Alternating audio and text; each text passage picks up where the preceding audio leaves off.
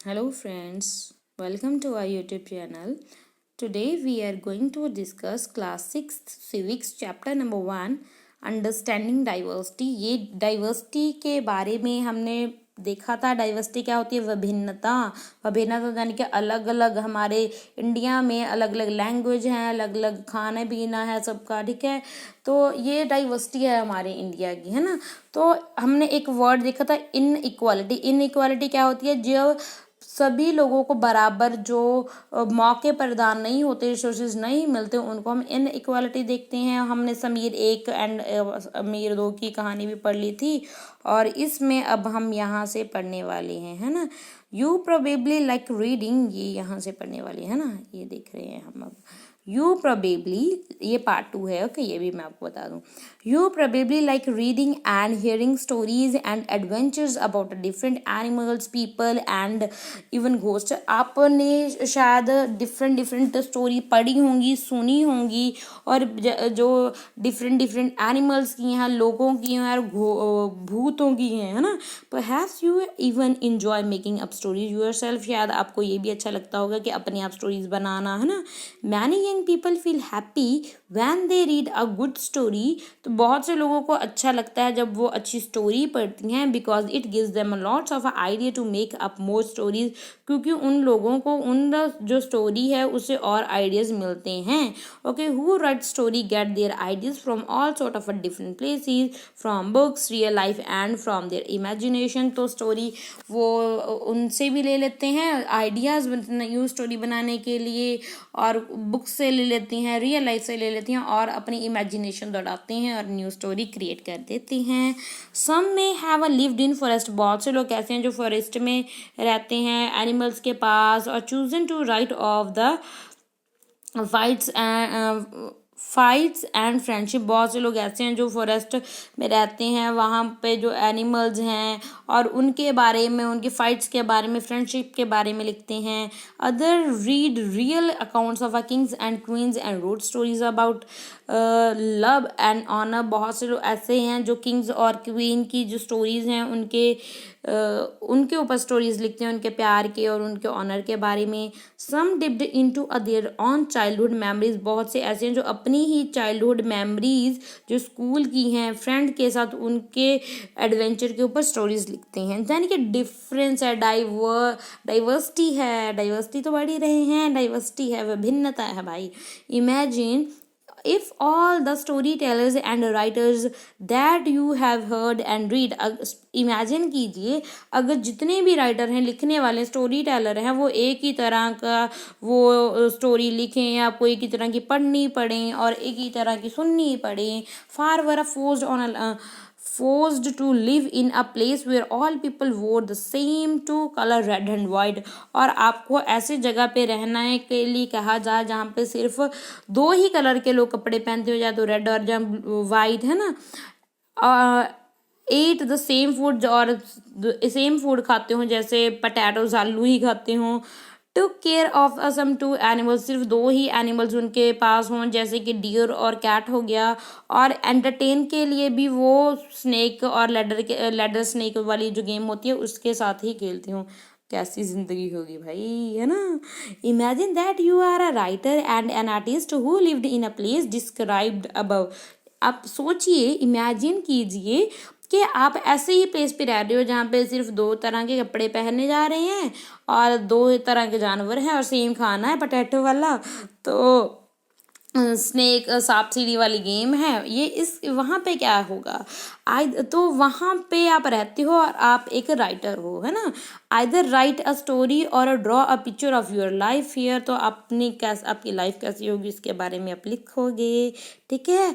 Do you think you would enjoy living a place like this? क्या आपको इस तरीके के लाइफ में, ऐसी लाइफ आपको पसंद होगी? List 5 different things that you would miss the most if you lived hair. अगर आप ऐसे प्लेस पे रहोगे तो आपकी कौन सी चीज़ें 5 ऐसी हैं जो मिस हो जाएंगी यहाँ पे रहने से? तो आप वो मेरे को बताओगे कमेंट सेक्शन में।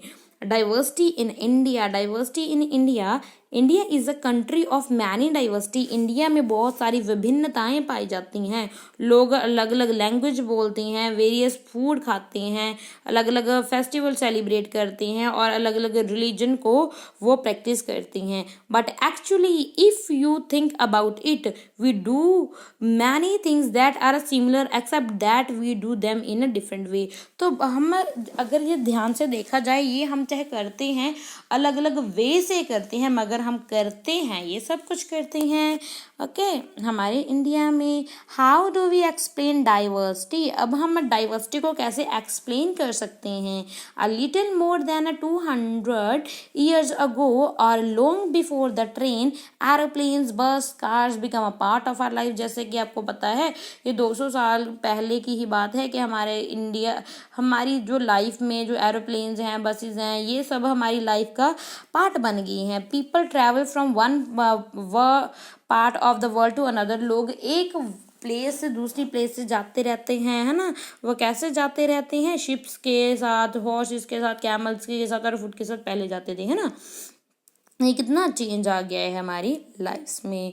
Often they went in a search of a new land, वो कैसे जी, वो जाते थे पहले वो न्यू लैंड्स को की सर्च में, और new place to settle in, नई प्लेस पे सेटल होने के लिए, और for people for to travel with तो ट्रैवलिंग ट्रेड के लिए, व्यापार के लिए भी वो जाते थे.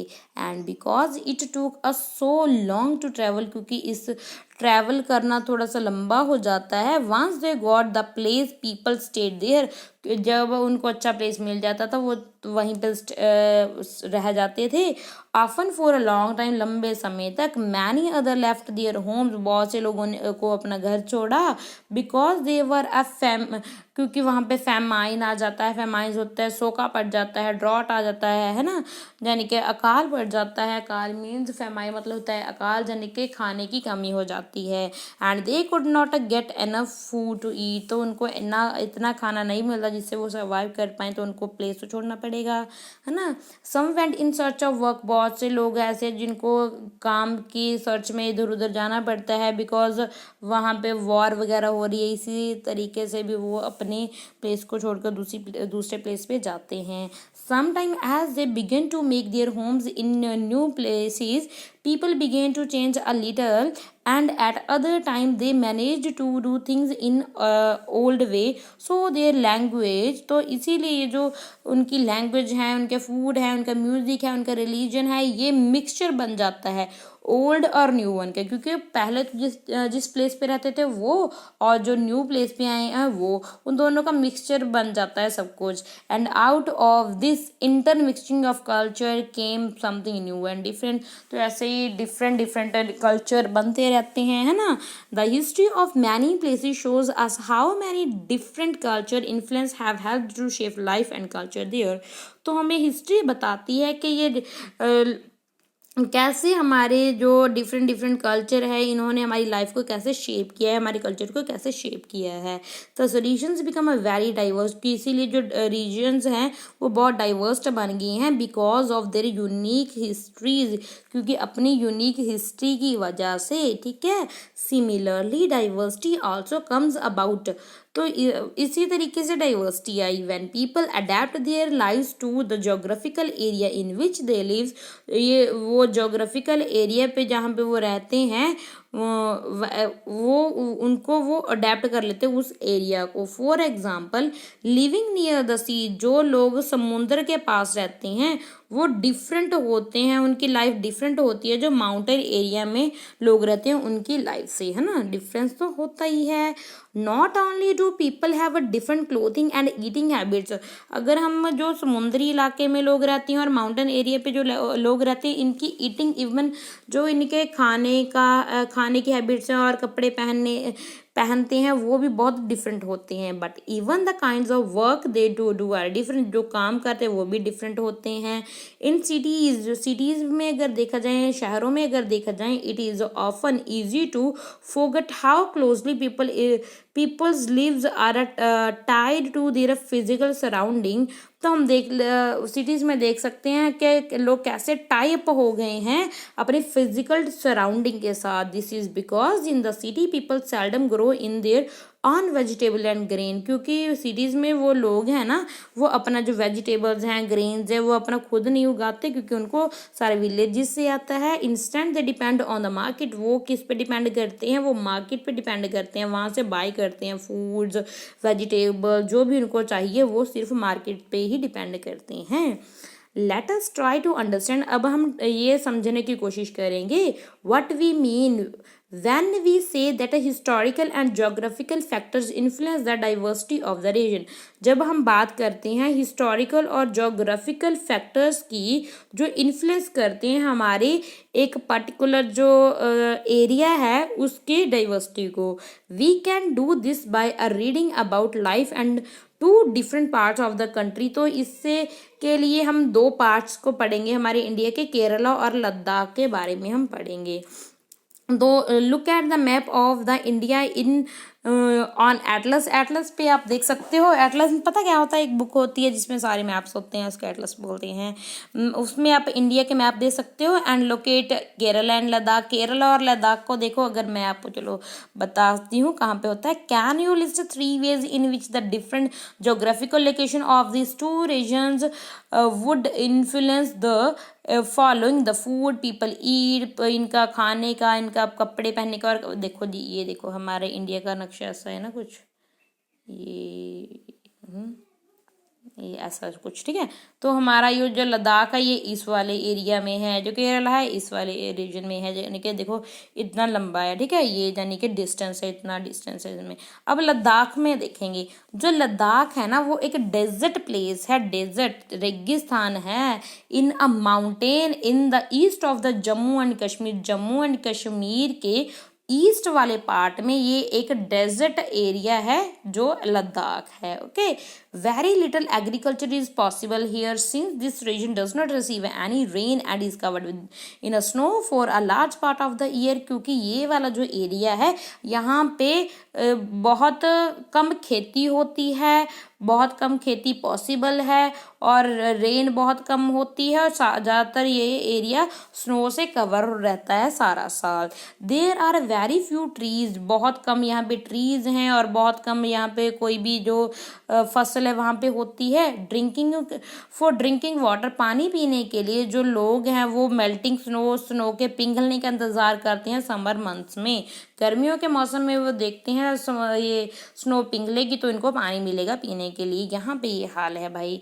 पीपल हेयर कीप शीप, तो यहाँ पे जो लोग हैं वो शीप पालते हैं, गॉट पालते हैं। जो इनकी गॉट है, इनकी जो बकरियां हैं, in this regions are special, जो इनकी जो बकरियां हैं बहुत स्पेशल होती हैं, और बकरियां स्पेशल होती हैं, और बिकॉज दे प्रोड्यूस पश्मीना वूल, यहाँ से जो बकरियों से जो ऊन मिलता है, इनको वूल मिलती है, उससे ये पश्मीना वूल बनाती हैं। This wool is a prized and pashmina shawls cost a lot of money, तो फिर उससे ये बहुत अच्छा पैसा कमाते हैं। उस पश्मीना से वूल से जो मटेरियल बनाते हैं, शॉल्स वगैरह बनाते हैं। The people in the Ladakh carefully collect the wool of the goats and sell in this trades from the Kashmir. तो क्या जी, ये पहले कलेक्ट करते हैं वूल को बहुत ध्यान से गॉड्स वगैरह से, और फिर बेच देते हैं जो कश्मीर के ट्रेड्स वगैरह होते हैं। Pashmina shawls are chiefly woven in Kashmir, तो क्या कहाँ पे ये वीव किए जाते हैं, बनाए जाते हैं, बुने जाते हैं, ये कश्मीर में बुने जाते हैं। The people eat meat and milk, यहाँ पे लोग हैं वो मीट और मिल्क खाते हैं, और इन मिल्क के प्रोडक्ट्स जैसे कि पनीर हो गया, बटर हो गया, ये सब कुछ खाते हैं। ईच फैमिली ऑन्स, जो ज़्यादातर जो फैमिलीज हैं उनके पास अपनी बकरियां हैं, काउज हैं, जो हैं, जोज डिजोर्स मतलब याक एंड काउस का मिक्सचर होता है। Being a desert did not means that Ladakh did not attract its share traders. तो यहाँ पे ट्रेडर्स का भी बहुत ज़्यादा अट्रैक्शन है यहाँ पे। It was a considered a good trade, यहाँ पे यह गुड ट्रेड रूट है। As it has many passes through a which caravans travel to what is today's called a Tibet. These caravans carried textiles, spices, raw silk and carpet. तो यहाँ पे traders हैं, यहाँ पे एक प्लेस है, root है, यहाँ से टेक्सटाइल के लिए और स्पाइसेस हैं, रॉ सिल्क है और कारपेट्स के लिए सामान यहाँ से जाता है, यहाँ से लेके जाया जाता है। ये क्या है, ये ड्राई बैरन लैंडस्केप है of the mountain desert of Ladakh. ये लद्दाख का एरिया की आपको पिक आपकी बुक में है, आप ध्यान से चेक कर सकते हो, देख सकते हो। ओके हाँ जी। Buddhism reached Tibet via Ladakh. जो लद्दाख में जो बुद्धिज्म पहुंचा था वो तिब्बत के रास्ते से ही पहुंचा था। Ladakh is also called little Tibet. तो जो लद्दाख है इसको लिटिल तिब्बत के नाम से भी जाना जाता है। Islam was introduced in this region. तो इस्लाम भी इसी एरिया में इंट्रोड्यूस किया गया था मोर देन 400 ईयर्स अगो, 400 साल पहले। And there is a significant Muslim population here. इसलिए यहाँ पे हमें बहुत ज़्यादा मुस्लिम पॉपुलेशन देखने को मिलती है। Ladakh is very rich oral tradition of songs and poems. यहाँ पे ट्रेडिशन चलती आ रही है, ऑरल यानी कि ज़ुबानी ट्रेडिशन चलती आ रही है सॉन्ग्स एंड पोइम्स की, है ना। Local version of the Tibetan national epic the Kesar saga. Kesar saga ये तिब्बतिन नेशनल एपिक है। कौन सा है, Kesar saga are performed and sung by the both Muslim and Buddhist.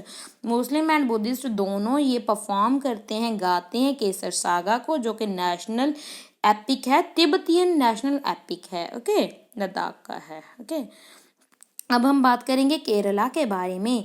Kerala is a state in the south west corner of India. हमने देखा था ना, ये देखो ये साउथ के ये इस वाले एरिया में है केरला, ये यहाँ पे है Kerala. Okay it is surrounded by the sea on one sided and hill on the other. एक साइड पे तो यहाँ पे सी है, समुद्र है, और दूसरी साइड के क्या है, पहाड़ हैं। अ नंबर ऑफ स्पाइसेस, यानी कि यहाँ पे बहुत सारे स्पाइसेस मिलते हैं, जैसे कि pepper, cloves, cardamoms are grown on hills. Hills पे यहाँ पे ये सब कुछ उगाया जाता है। It is a spices that made this region an attractive place for traders. ये जो प्लेस है इसीलिए भी अट्रैक्टिव है क्योंकि यहाँ पे मसाले बहुत ज़्यादा मिलते हैं। जूइस एंड अरेब, जो जूइस हैं और अरेब्स हैं यहाँ पे सबसे पहले आए थे।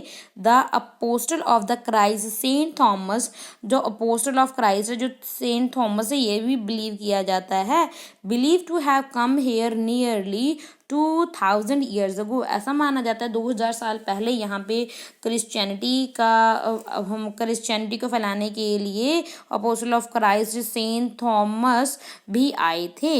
And he is credited with a bringing Christianity to India, यानी कि वो क्रिश्चियनिटी को लेकर आए थे केरला के यहाँ पे, फिर उसके बाद पूरे इंडिया में आ गई क्रिश्चियनिटी, है ना। तो ये देख रहे हो ना, ये पिक्चर है वुमेन वीविंग या पश्मीना शॉल कैसे वीव की जाती है ना। तो many Arab traders also came and settle down here. बहुत से जो अरेब ट्रेडर्स है वो यहीं पे केरला में सेटल हो गए। Ibn Battuta who travelled here a little less than 700 year ago. तो इबन बतूता बहुत इंपॉर्टेंट है, ये लगभग 700 साल पहले की बात है, यहाँ पे इन्होंने ट्रैवल किया और उन्होंने ट्रैवलॉग लिखा। ट्रैवलॉग क्या होता है, जो अपनी यात्रा है उसका पूरा विस्तार, उसके जो एक्सपीरियंस है उसको लिखना ट्रैवलॉग बोलते हैं। In which he describe the lives of Muslim, जिसमें उन्होंने मुस्लिम की लाइफ को डिस्क्राइब किया है। And says that they were a highly respected community. वो बोलते हैं जो मुस्लिम्स हैं वो बहुत रिस्पेक्टेड, सत्कार योग्य ये कम्युनिटी है। This Portuguese discovered the sea route to China. जो पुर्तगीज थे उन्होंने ही सी रूट है जो इंडिया का यूरोप से उन्होंने ये डिस्कवर्ड किया था। Okay from Europe when a Vasco da Gama landed with his ship here. तो वास्को डी गामा है वो यहीं पे लैंड की थी उन्होंने अपनी ship. Okay, because of all these various historical influences people in Kerala practice different religion such as, तो यहाँ पे केरला में भी अलग अलग जो रिलीजन है वो फॉलो किए जाते हैं, जिसमें जो जुदाइज़म है, इस्लाम है, क्रिश्चियनिटी है, हिंदुइज़्म है एंड बुद्धिज़्म है। इतने सारे जो धर्म हैं यहाँ पे फॉलो किए जाते हैं। The fishing nets used here looked exactly like the Chinese fishing nets are called the चीना वाला। तो यहाँ पे फिशिंग नेट्स बहुत ज़्यादा इम्पॉर्टेंट है, जैसे चाइना में फिशिंग नेट्स हैं जिनको चीना वाला बोला जाता है। इवन द यूटेंसिल, जो यूटेंसिल्स होते हैं बर्तन, used for a frying is called the चीना चट्टी, तो इनको चीना चट्टी बोला जाता है। जो बर्तन होते हैं ना जिनमें ये फ्राइंग करते हैं उन बर्तन को। And it is believed that the word चीन, जो वर्ड का मतलब है ना चीन वर्ड बोलते हैं ना, could have come from the China, चीन का वर्ड ये चाइना से आया गया है। The fertile land and climate are suitable to growing rice and majority of the people here eat rice, तो ज़्यादातर जो लोग हैं यहाँ के राइस खाते हैं, फिश खाते हैं और वेजिटेबल्स खाते हैं। खाना यहाँ के लोगों का ये है। तो आगे देखते हैं। While Kerala and Ladakh are quite different in terms of their geographical feature, हमने जोग्राफिकल देखा है ना, तो एक तो पूरे नॉर्थ के टिप पे आ जाता है और केरला है जो साउथ वाले पार्ट में आ जाता है इंडिया की, है ना। तो इनका जोग्राफिकल फीचर कितनी ज़्यादा डिफरेंट है ना। The history of the both regions has been a similar culture influence, तो दोनों की अगर हिस्ट्री देखे जाए दोनों प्लेसेस की तो वो लगभग सिमिलर है। Both regions were influenced by Chinese and Arab traders, वो जो ये रीजन्स हैं ये चाइनीज और जो अरेब ट्रेडर्स से इन्फ्लुएंस हैं। It was a geography of the Kerala which allowed for the cultivation of the spices, तो इनका यहाँ का जो क्लाइमेट है वो भी इम्पॉर्टेंट है। जोग्राफी इस केरला का जो क्लाइमेट है वो भी क्या है जी, इस टाइप की जो जोग्राफी है वो अलाउ करती है केरला को वहाँ पे स्पाइसीज। और जो स्पेशल जोग्राफिकल लोकेशन है लद्दाख की वो वूल के लिए सुटेबल है, इसी जो ट्रेडर्स थे यहाँ पे इन रीजन्स में आए। Thus history and geography are often tied in a culture life of the region, तो ये जो हिस्ट्री और जो कल्चर है, तो जोग्राफी और जो हिस्ट्री है दोनों बहुत ज़्यादा इंपॉर्टेंट रोल प्ले करते हैं कल्चर लाइफ को किसी भी रीजन के। The influence of the diverse culture is not merely a thing of the past, तो ये जो इन्फ्लुएंस है किसी भी कल्चर पे, तो ये जो हमारा पास्ट पे नॉट मेयरली थिंग, तो ये the influence of a divorced culture, जो ये इन्फ्लुएंस है डाइवर्स्ड कल्चर का, not merely a thing of the past, ये पास्ट की बात नहीं है। अवर present life are all about moving from place to place for work, and with each move our culture, tradition and way of life slowly become a part of a new place as we are in, तो ऐसे ही आज भी ऐसा ही चलता है। जब हम एक प्लेस से दूसरी प्लेस पे जाते हैं तो वहाँ पे हमारा अपना कल्चर भी साथ में लेके जाते हैं और जो हमारी कल्चर ट्रेडिशन है वो भी हम साथ में लेके जाते हैं, और वहाँ पे जब सेटल हो जाते हैं कुछ हम अपनी और कुछ उनकी अडॉप्ट कर लेते हैं, है ना, फिर वो हमारा पार्ट बन जाती हैं। Similarly in are on neighbours, तो हमारे जो नेबरहुड में देखो, अगर हमारे पड़ोस में देखें, we live close to a people from several communities, तो बहुत सी जो कम्युनिटीज़ अलग अलग कम्युनिटीज़ के लोगों के साथ हम रह रहे हैं। Our daily lives are about the ways in which we are do things together and hear the story about each others life and customs and tradition, तो हम जो हमारे पड़ोस में रह रहे जो लोग हैं उनकी जो लाइफ की स्टोरी सुनते हैं, उनके कस्टम सुनते हैं, उनके ट्रेडिशन सुनती है, तो कुछ तो हमारी लाइफ का भी पार्ट बन ही जाते हैं। अब हम बात करेंगे यूनिटी इन डाइवर्सिटी, बहुत बहुत इंपॉर्टेंट टर्म है ये यूनिटी और डाइवर्सिटी। वैसे तो ये दोनों वर्ड है ना, ये देखो डाइवर्सिटी मतलब क्या होता है, विभिन्नता, और यूनिटी मतलब क्या होता है, एकता, है ना। तो डाइवर्सिटी इन यूनिटी बहुत इंपॉर्टेंट टर्म है ये। India is a diversity has always been recognized as a source of its strength, तो ये ना स्ट्रेंथ जो हमारी ना इतना ज़्यादा डाइवर्सिटी है हमारे इंडिया में, ये इंडिया की एक स्ट्रेंथ मानी जाती है। When the British ruled India, तो जब ना ब्रिटिश आए थे, अंग्रेज आए थे हमारे इंडिया में, women and man from a different culture, religion, regional background came together to oppose them. तो सभी कल्चर के लोग, सभी अलग अलग बैकग्राउंड, सब अलग अलग रिलीजन के लोग इकट्ठे आ गए थे, किसके अगेंस्ट? ब्रिटिश के अगेंस्ट आ गए थे। India's freedom movement has 1,000 of the people of different background in it.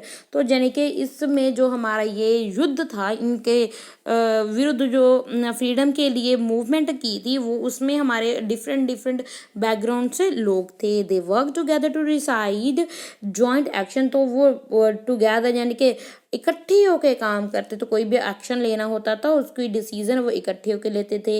इकट्ठे वो जेल में गए और इकट्ठे ही वो उन्होंने अपोज किया ब्रिटिशर्स को। Interestingly the British thought they could divide Indians because they are so different and then continues to rule them।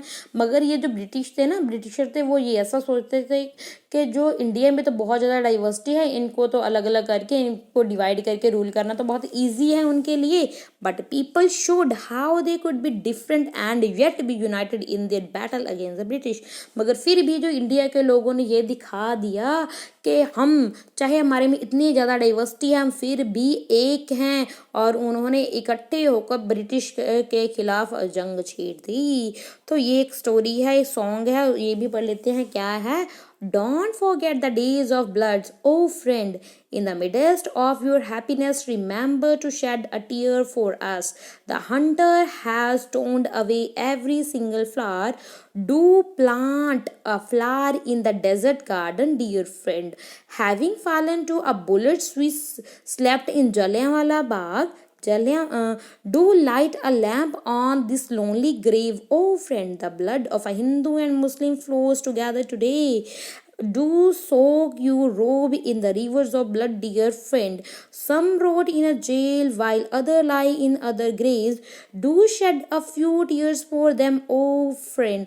ये क्या है? इंडियन पीपल्स थिएटर एसोसिएशन की तरफ से है, ये एक सॉन्ग है। ये song this song is a song after the Jallianwala Bagh massacre. Massacre क्या हुआ? जो हत्याकांड हुआ था, ये जलियांवाला मैसेकर आपने पढ़ा होगा। ये इसमें क्या था? अमृतसर में हुआ था। इन विच अ ब्रिटिश जर्नल, जिसमें एक ब्रिटिश जर्नल थे, opened fire on a large group of the unarmed peaceful people, killing many and wounded even more। तो बहुत ज़्यादा लोगों को उन्होंने, जो निहत्थे लोग थे जिनके पास कुछ भी नहीं था, उनको विदाउट वार्निंग दिए, पीसफुल जो अपना काम कर रहे थे, उनको मार दिया था। ठीक है, जलियांवाला बाग में, जो अमृतसर में है। Okay, man and women, Hindu, Sikhs, Muslim, rich and poor had gather to protect against the British. तो यहाँ पे उसके बाद जो बहुत से मैन वुमेन है, हिंदू सिख, सभी इकट्ठा हो जाते हैं ब्रिटिश के against. This song was composed and sung to honour the memory of those brave people.